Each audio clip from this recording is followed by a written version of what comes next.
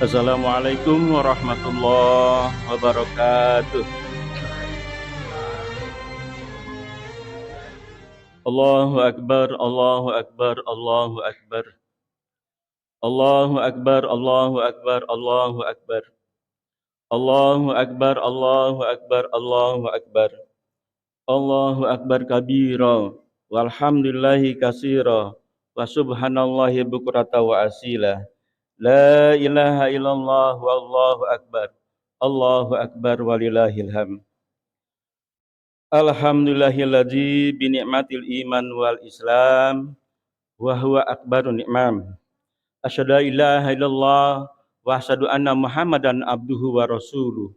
Allahumma shalli ala sayidina Muhammad wa ala ali Muhammad amma ba'd.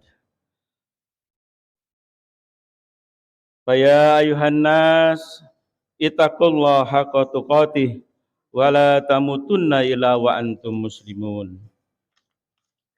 Qala Allah Ta'ala fil Qur'anil Azim, A'udzu billahi minasyaitonir rajim. Bismillahirrahmanirrahim.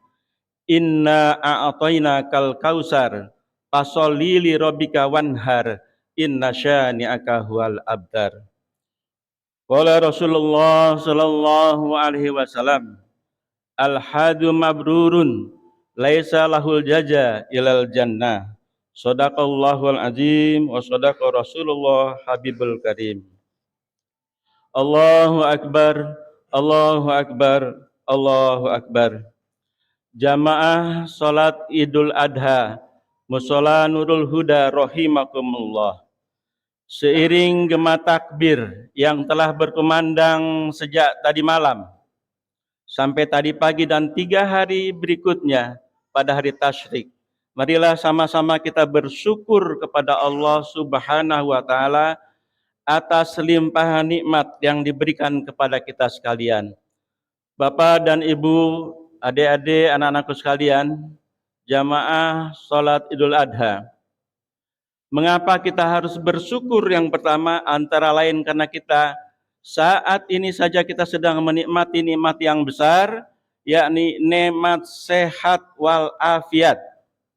Suatu nikmat yang paling mahal pada saat ini.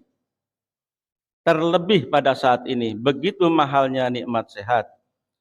Lebih daripada itu, hari ini kita termasuk mudah-mudahan golongan orang-orang mukmin dan muslim.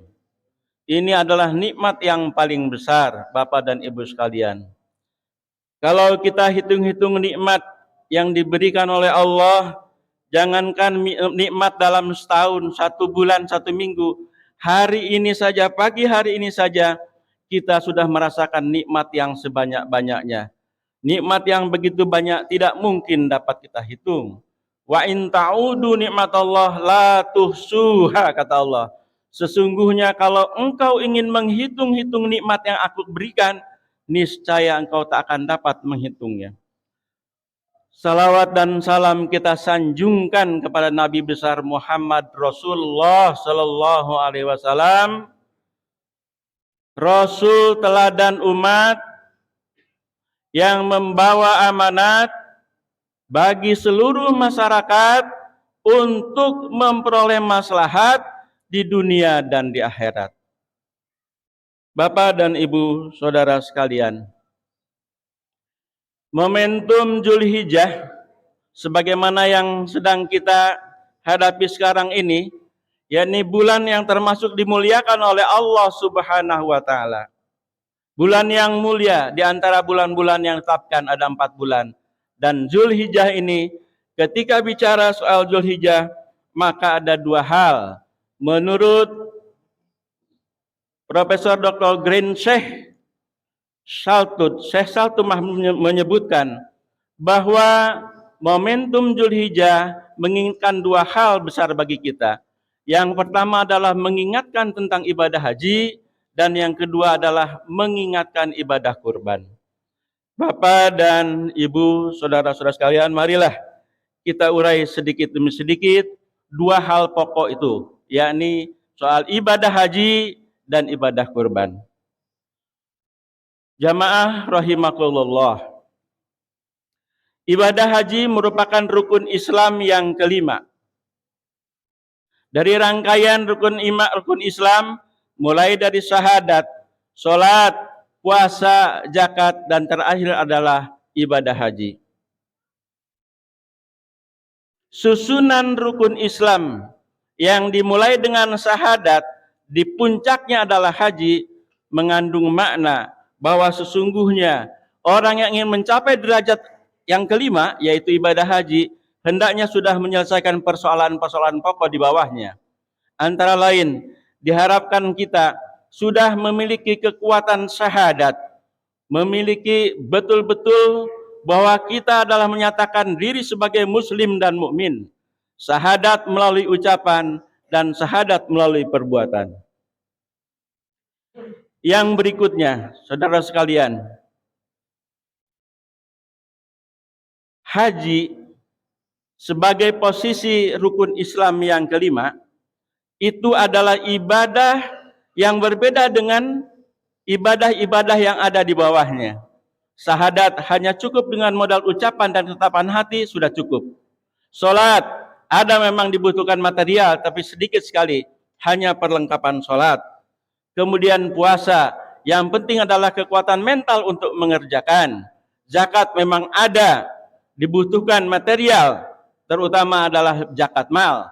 Sedangkan zakat Idul Fitri, rasanya semua di antara kita dapat melaksanakan.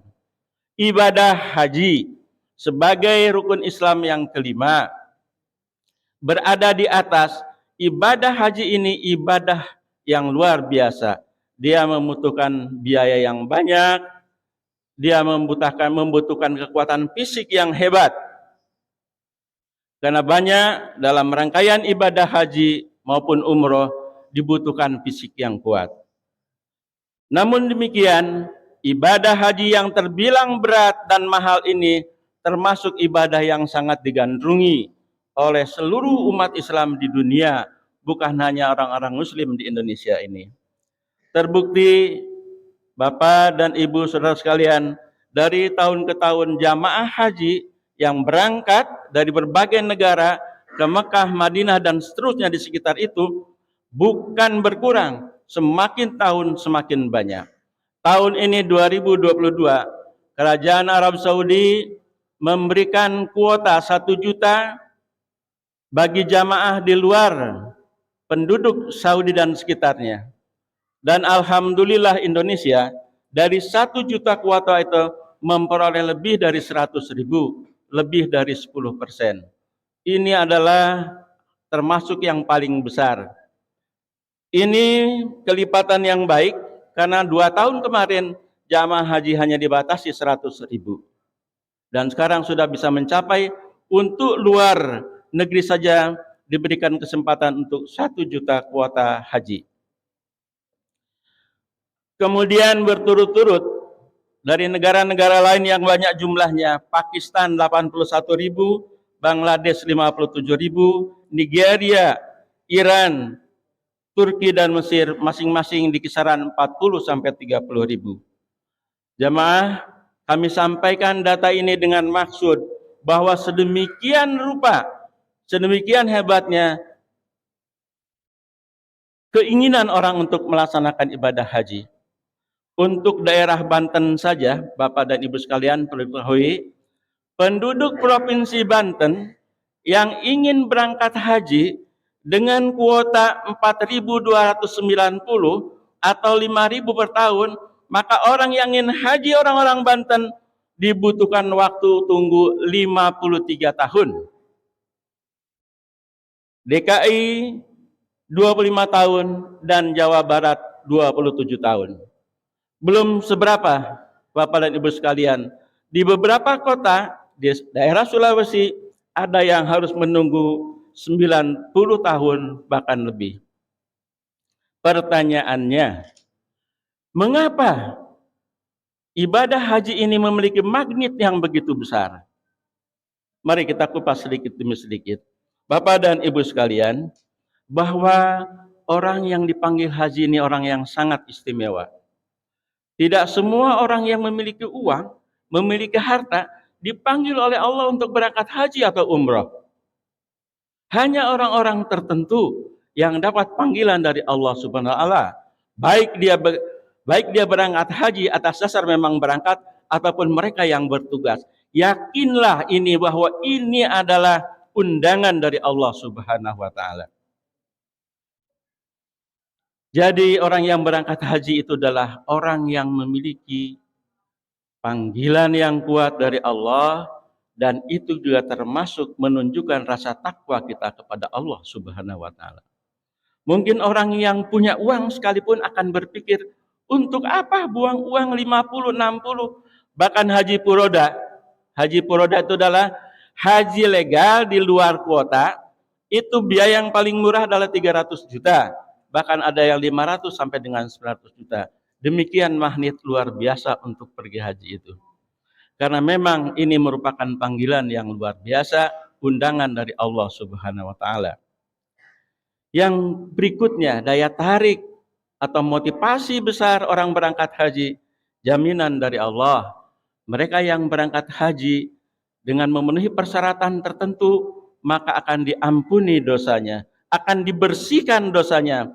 Dalam suatu riwayat disebutkan, orang-orang yang berangkat haji itu dibersihkan hatinya, kotorannya sebagaimana besi, dibersihkan sekarat-karatnya sampai habis. Oleh karena itu mereka yang pulang dari haji sesungguhnya adalah orang-orang yang bersih, yang suci, yang sudah membersihkan kesalahannya. Dan yang ketiga, ini sebetulnya rahasia yang paling besar mengapa orang ingin berangkat haji. Al-haju mabrurun laisa lahul jaza ilal jannah. Orang yang berangkat haji kemudian memperoleh kualitas mabrur, maka balasannya tiada lain yakni surga Jannatun Naim dari Allah Subhanahu wa taala. Haji yang manakah yang disebut haji mabrur? Haji mabrur adalah mulai dari pelaksanaan, dari mulai persiapan, pelaksanaan, bahkan setelah pulang haji ada syarat-syarat tertentu. Kalau kita belanja di mana-mana ada tulisan syarat dan ketentuan berlaku, maka dalam ibadah haji pun ada. Yang disebut mabrur adalah dengan catatan. Pertama, uang yang digunakan adalah uang yang berasal dari uang halal, uang yang bersih, uang yang kotor tidak dapat menembus untuk berangkat haji. Yang kedua, dalam pelaksanaannya, orang-orang yang berangkat haji ingin mendapatkan kualitas mabrur harus memenuhi rukun dan syaratnya. Inilah yang disebut dengan mabrur. Dan setelah pulang haji, maka dia harus ada yang disebut dengan ziyadatul khair. Pulang haji itu, seseorang yang pulang haji itu harus bertambah kebaikannya. Ziyadatul khair. Dia soleh secara ritual dan soleh secara sosial. Ibadah kepada Allah semakin baik dan hubungan dengan manusia yang lain lebih baik lagi. Kemudian hikmah atau magnet yang paling besar berikutnya adalah orang-orang yang melaksanakan haji sesungguhnya sedang napak tilas dari perjalanan haji, perjalanan ibadah yang sudah ada sejak zaman Nabi Ibrahim. Orang-orang yang berangkat haji memperoleh pendidikan, memperoleh tarbiyah dari Allah Subhanahu wa taala langsung dari Baitullah. Hal itu dapat tergambar bagi Bapak dan saudara-saudara yang sudah berangkat haji dan umroh. Ada tawaf keliling Ka'bah sebanyak 7 lingkaran dan sebagai sentrumnya adalah Ka'bah, memberi makna menjadi apapun kita, mengambil profesi apapun kita, maka menjadi sentral bagi kehidupan kita adalah Baitullah. Kembalilah pikiran kita dan perbuatan kita untuk Allah dan demi Allah. Boleh apa saja kita memilih profesi, tapi semuanya harus kembali kepada Allah Subhanahu wa taala. Sa'i, yakni berangkat dari Sofa dan Marwa, berangkat dari Bukit Sofa yang tinggi, kemudian berjalan landai di tanah datar, kemudian naik lagi ke atas Marwa. Ini mengandung pelajaran yang dapat kita ambil bahwa dalam kehidupan sehari-hari nyatanya kita adalah ada up and down, ada turun dan naik. Kita harus banyak bersyukur kita memperoleh banyak rezeki, ada kedudukan. Dan kita bersabar dalam keadaan landai, apalagi dalam keadaan rendah. Dan insya Allah kita bersabar dalam keadaan suka, dalam keadaan duka, Allah akan berikan di ujung bukit Mara ketinggian derajat seperti semula. Adapun kemarin yang kita saksikan bahwa saudara-saudara kita yang berangkat haji sudah di Arafah. Di Arafah itu semua orang berpakaian sama, pakaian putih. Siapapun dia pangkatnya, apapun dia derajatnya, semua memakai pakaian yang sama, yakni pakaian yang putih. Hal ini menunjukkan bahwa sesungguhnya di mata Allah manusia itu derajatnya sama. Yang membedakan adalah hanya takwa. Oleh karena itu, pada jawabadu fa inna khairuz zadi taqwa. Orang yang berangkat haji termasuk kita yang berada di sini, berbekalah kalian sebanyak-banyaknya dan sebaik-baiknya bekal adalah bekal takwa. Semua pekerjaan-pekerjaan itu dilakukan sebanyak 7 kali. Dari mulai tawaf 7 kali, kemudian sa'i 7 kali, menunjukkan bahwa kalau kita berusaha, tidak usah jemu, tidak usah kemudian kita berputus asa. Allah mengajarkan untuk mencapai sesuatu yang tinggi, untuk mencapai kualitas yang hebat, dibutuhkan usaha yang hebat pula.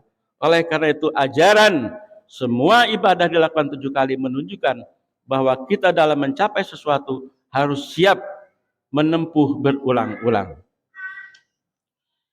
Dan Bapak dan Ibu sekalian, demikianlah hal-hal yang berkait dengan ibadah yang dimaksud dengan pada saat kita melaksanakan ibadah haji. Bagian yang kedua seperti disampaikan oleh Syekh Saltut dalam bulan Dzulhijjah ini adalah ibadah kurban. Bapak dan Ibu sekalian, anak-anak dari sejak kemarin begitu gairahnya melihat kambing dan sapi. Apa maknanya? Di dalam hati anak-anak sudah tergambar, inilah contoh yang diberikan oleh orang-orang kami di sekitar Mushola Nurul Huda, menunjukkan kepada semuanya bahwa kita punya semangat untuk berkurban.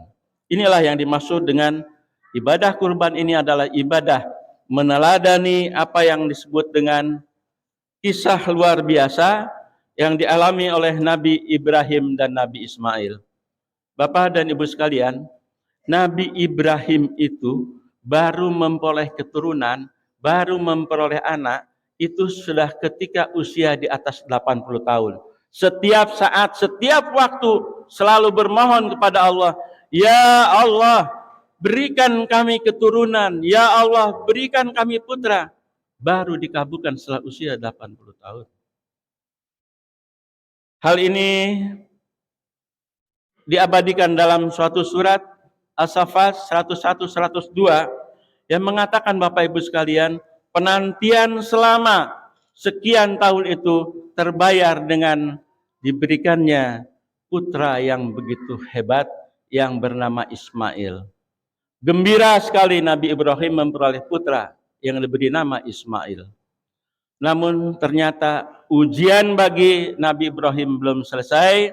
Baru saja dia bergembira punya anak, kira-kira 7-10 dalam usia mumaiz atau menjelang balik, datang perintah Allah menyebutkan bahwa putranya harus disembelih. Bapak dan Ibu sekalian, barangkali terbayang oleh kita, bertahun-tahun kita menanti ingin punya anak, berlama-lama kita berdoa ingin punya keturunan, kemudian sudah diberikan, Allah memberi perintah untuk menyembelih putranya. Hanya orang-orang yang hebatlah yang bisa melaksanakan ini. Maka ketika Nabi Ibrahim mendapat wahyu dalam bentuk mimpi, yakni untuk menyembelih putranya yang bernama Ismail, bermalam-malam mimpi itu berulang, maka pada waktunya Nabi Ibrahim berkata kepada Ismail, wahai Ismail putraku tersayang, aku bermimpi diperintah oleh Allah Subhanahu wa taala untuk menyembelihmu. Maka jawaban dari Ismail sangat luar biasa. Qala ya abatib al-matu'mar satajiduni insyaallah minas sabirin. Wahai ayahku, Kalau itu memang perintah dari Allah, laksanakan, jangan ragu-ragu. Insya Allah engkau akan dapati aku menjadi orang yang sabar. Satajiduni insya Allah minas sabirin. Dari peristiwa yang mengandung nilai edukatif ini dapat ditarik satu pelajaran. Nabi Ibrahim sebagai nabi yang baik, yang demokratis, bertanya kepada Ismail putranya tentang hal yang begitu hebat, yakni harus menyembelih dirinya. Jawabannya adalah, qala ya abatib al-matu'mar. Maka Nabi Ibrahim melaksanakan perintah ini dengan berat hati yang terus-menerus diuji di sepanjang jalan. Wahai Ibrahim, apakah kamu sudah kurang waras? Anakmu yang kamu sayang harus disembelih. Namun dengan kokoh luar biasa Ibrahim berjalan, diajaklah sampai ke suatu bukit.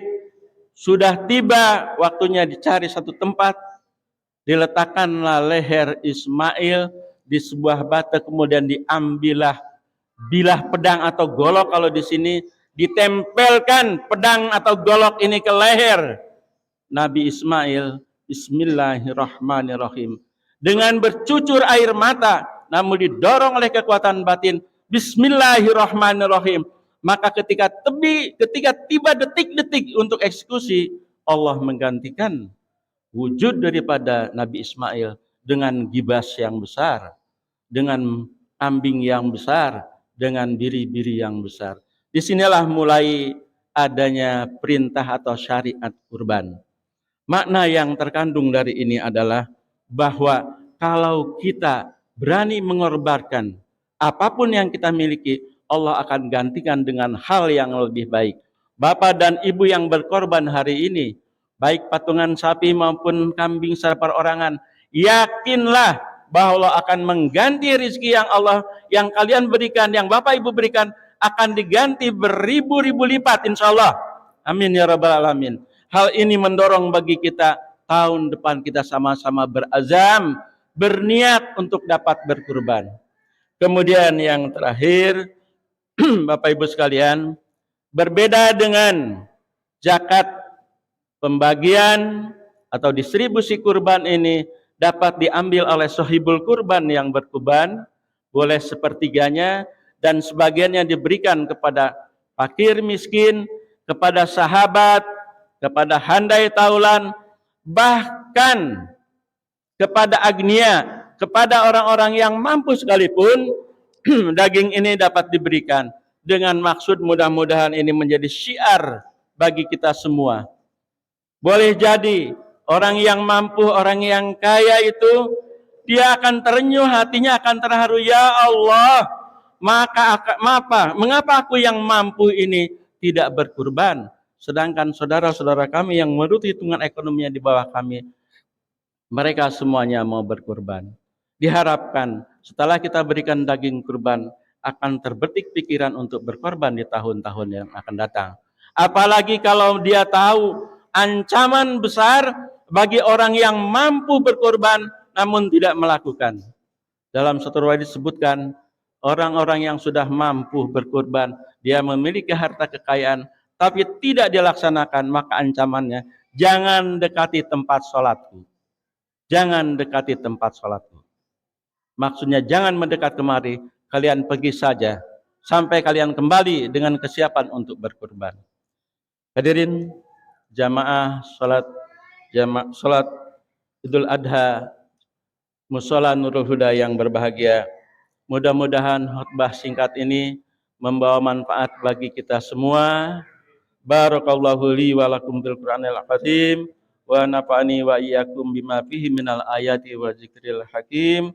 Wa qul rabbik warham wa anta khairur rahimin.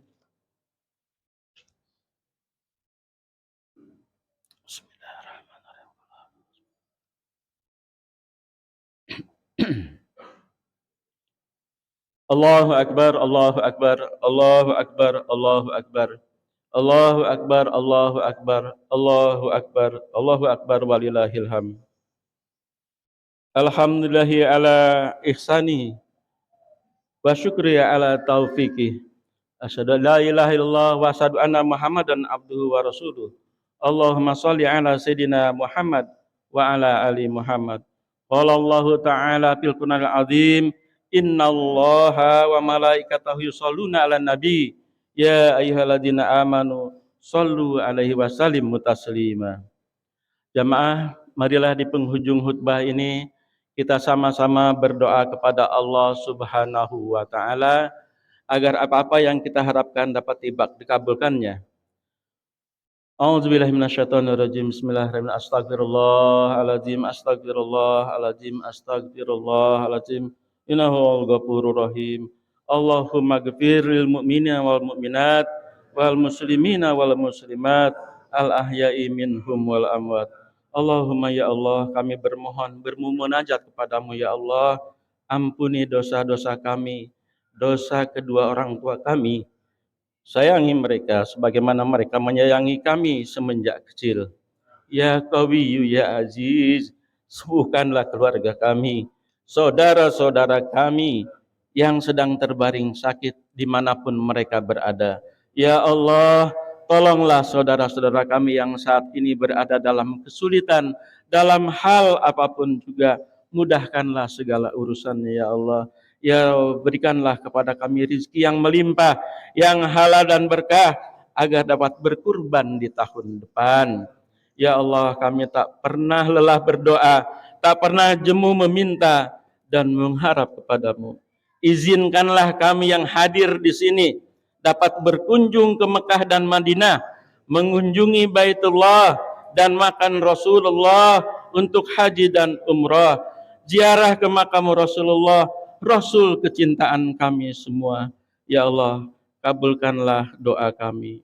Allahumma inna as'aluka salamatan fid din wa afiatan fil jasad wa ziyadatan fil ilmi wa barakatan fi rizqi wa taubatan qoblal maut wa rahmatan indal maut wa maghfiratan ba'dal maut. Allahumma hawin alaina fi syaqatil maut wa najatan minan nar wal afwa indal hisab. Rabbana la tuzigh qulubana ba'da idh hadaitana wa hab lana min ladunka rahmatan innaka antal wahhab. Rabbana atina fid dunya hasanah wa fil akhirati hasanah wa qina adzabannar wa qina adzabannar wa qina adzabannar. Ibadallah, innallaha ya'murukum bil adli wal ihsan wa ita'il qurba wa yanha 'anil fahsya'i wal munkari wal baghi ya'idukum tadhakkarun wa la dzikrullahu akbar wallahu ya'lamu ma yasnaun. Wassalamualaikum warahmatullahi wabarakatuh.